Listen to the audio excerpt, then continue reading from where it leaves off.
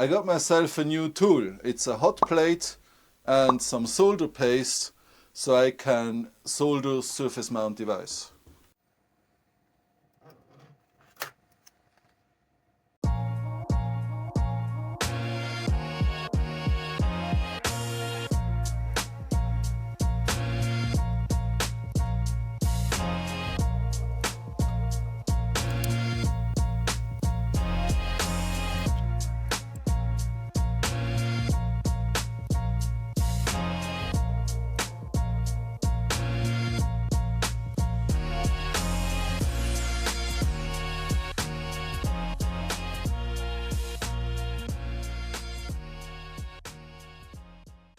Result isn't perfect, but it definitely was faster than doing it by hand, and for a first shot it's pretty good.